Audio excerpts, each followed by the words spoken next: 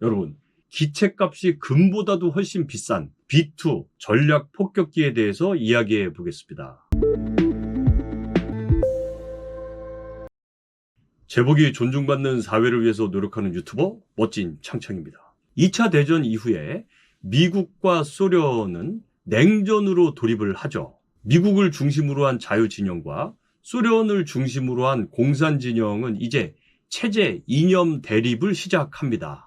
그러면서 미국과 소련은 각자 과학기술을 총집합시켜서 각자가 필요한 무기체계를 만들어내게 됩니다. 특히 소련은요, 철의 장막이라고 불리면서 서방 국가들과의 교류를 단절하죠. 그러다 보니까 소련이 도대체 뭐하고 있나를 알기가 어려웠던 거예요. 결국은 소련이 뭐하고 있나를 알기 위해서 미국은 여러 가지 수단을 강구하게 되는데 그 중에 하나가 정찰기와 위성입니다. 특히 소련은요, 2차 대전 때 독일에 된통당한 이후에 스스로를 지켜야겠다는 생각 때문에 방공망을 엄청나게 확충을 합니다. 미국 입장에서는요, 소련의 영공에 들어가긴 들어가야 될 텐데 이거는 뭐 들어가면 엄청난 방공망에 의해서 그냥 작살이 나버리니까 저 방공망에 걸리지 않으면서 들어가서 보고 때리고 와야겠다는 생각을 미국이 하게 됩니다. 따라서 소련의 방공망을 뚫어낼 여러 가지 묘안들을 만들어내는데요. 그 중에 하나는 고도를 엄청나게 높게 날라서 적을 관찰하는 거, 유트기가 거기에 해당이 되겠죠. 그 다음 엄청나게 빠른 속도로 가서 미사일을 쏴도 미사일이 나보다 느려서 쫓아오지 못하게 엄청난 고속으로 하면 안 될까? 그게 바로 SR-71 고속 정찰기였고, 아니면 레이더의 탐지 지역이 아닌 차폐 지역으로 저고도로 깔고 들어가서 정찰을 해볼까? 이런 생각도 하게 됩니다. 고도 21km에서 정찰하던 유트기는요, 결국 격추가 되죠. 그 다음 두 번째 SR-71기는요, 무장을 달 수가 없었기 때문에 자체 생존력이 매우 취약했습니다. 그렇다고 저고도로 깔고 들어가자니 지상의 방공포에 의해서 다 격추가 될 거고요. 자, 땅에 저고도로 깔고 들어가면 되지 않을까? 이렇게 B1B 랜서를 개발을 하죠. 그러나 어쨌든 레이더에 탐지가 안 되더라도 육안으로 감시만 되거나 아니면 초계 임무를 띄던 전투기에 감시가 돼도 요격이 되는 거였어요. 자, 그러다 보니까 저고도로만 침투를 해서도 안 되겠다. 아예 레이더 전자파가 오더라도 이걸 못 느끼게 할 수 있는, 즉 스텔스 능력이 있는 폭격기를 한번 만들어 보자. 바로 XST 사업이 그겁니다. 미국의 가장 큰 항공사인 로키드 마틴과 노스롭 그루만이 경쟁을 하게 되죠. 미 공군이 실험을 해본 결과로는 로키드가 압도적인 성과를 냈어요. 레이더 반사면 RCS가 현저히 낮게 기록이 된 거죠. 로키드의 XST가 선발이 된 게 바로 최초의 스텔스기인 F-117입니다. 그러면 이제 노스롭은 끝난 거냐? 그렇지 않죠. 미국의 방사는요, 국가 육성 산업이거든요. 국가가 어느 한쪽만 잘 되게 하지도 않고 어느 한쪽만 망하게 하지도 않습니다. 우리나라도 마찬가지죠, 여러분. 한화와 LIG, 카이 등이 예산을 골고루 분배를 해줘요. 어느 한쪽만 키울 수가 없거든요. 국가 주력 산업이기 때문에 그렇습니다. 미국도 로키드가 독점하는 걸 원하지 않았어요.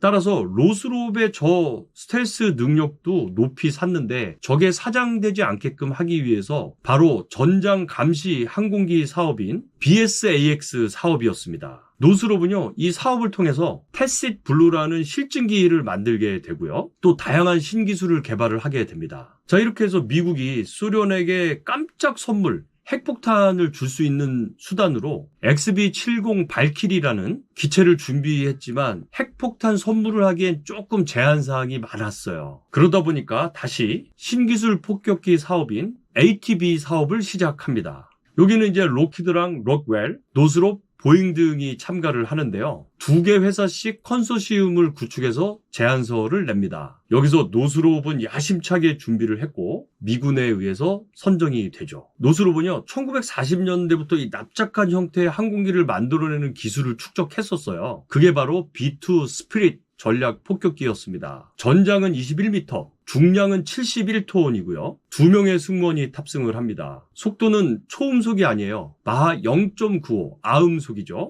항속 거리가 1100km에 달하고요. 2개의 무장창에 18톤의 무장을 장착할 수가 있습니다. 여기는 뭐 재래식 무기인 마크 82, 마크 84, CBU 같은 폭탄도 장착이 가능하지만 무엇보다도 핵폭탄을 장착할 수 있다는 것이 가장 큰 장점이 되겠죠. 엔진은 제너럴 다이나믹스사의 터보팬 엔진이 4개가 달려 있습니다. 이게 꼬리가 없다 보니까요. B2 전략 폭격기를 보면 처음에 굉장히 독특하게 생겼다는 것을 아실 수가 있을 거예요. 이 전익기는요. 아주 얇고 넓적하기 때문에 얘 생긴 것 자체가 스텔스성이기도 하지만 여기에 도료까지 발라버리면 거의 스텔스 능력이 최고조에 달하게 됩니다. 이렇게 해서요, B2의 RCS가 무슨 탁구공이나 뭐 곤충만 하게끔 보이게 되는 거예요. 이게 F-22 정도의 피탐력을 가지고 있는데, 문제는 F-22는 전투기인데 얘는 폭격기잖아요. 엄청 사이즈가 큰데도 불구하고 탁구공이나 요 벌레만 하게 보인다는 게 장점이 있는 거죠. 그러니까 스텔스 능력만으로는 B2가 더 대단한 겁니다. 훨씬 더 큰 애가 더 작게 보이는 거니까요. 또한 IR 센서에도 잘 잡히지 않기 위해서 배기열이 바로 나가지 않게끔 냉각 시스템을 갖췄어요. 그래서 레이더와 IR로 탐지하기가 쉽지가 않습니다. 그러면 이 전익기가 스텔스성이 워낙 좋으면 왜 다 이렇게 안 만드냐 또 이런 생각을 하실 수가 있잖아요. 근데 얘가 항공 기동성이 약해요. 즉 기체가 불안하다는 거죠. 그러다 보니까 실속할 가능성이 높아요. 이거는 이제 조종을 하는 조종사의 입장에서는 항공기가 컴퓨터가 지원이 돼서 조종을 하지 않으면 순전히 이 기술로만 조종하기엔 어려운 비행기라는 겁니다.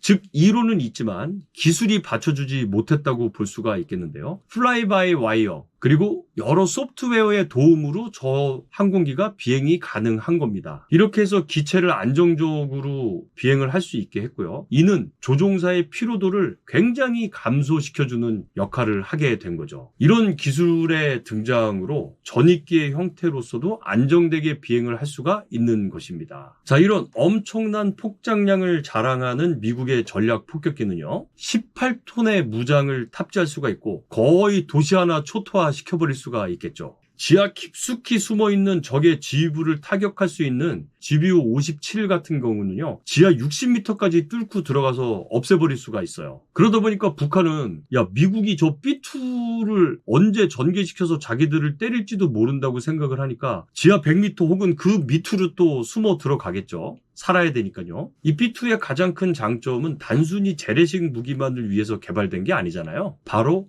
핵폭탄을 투발할 수 있다는 겁니다. B2 전략 폭격기는요. 탐지가 안 되는 유일한 폭격기인데 거기에 핵을 투발할 수 있는 능력을 가지고 있다는 유일한 폭격기가 되겠습니다. 자, 이렇게 완벽할 것 같은 B2에 한 가지 단점이 있습니다. 이게 가격이 어마어마하다 보니까 유지 비용도 어마어마해요. 북한의 1년 국방비가 대략 1조 7천억 원? 아마 2조가 안 될 텐데 이 비행기는 한 대가 거의 2조입니다. 북한의 1년 전 국방비 예산을 쏟아부어도 저 B2 한 대를 살 수가 없어요. 항온 항습을 유지하는 경납고에 비행기 기체가 워낙 크다 보니까 그냥 얘를 보관하는 비용 자체도 어마어마하게 듭니다. 20기밖에 유지 운용을 못하는 이유는 결국은 돈 때문입니다. 유지 운용 비용을 감당할 수가 없어요. 아무리 천조국이라고 해도 이 비용을 감당할 수가 없습니다. 지금도 미국의 전략 폭격기로서 맹위를 떨치고 있고요. 적의 지휘부가 지하 깊숙이 숨어 있다고 하더라도 GBU-57 같은 걸로 뚫고 들어가서 작사를 내버릴 수 있는 능력의 전략 폭격기. 동일한 무게의 황금보다도 더 비싼 B2 스피릿 전략 폭격기에 대해서 이야기해 보았습니다. 여러분들의 좋아요, 구독, 알람은 저에게 힘이 됩니다.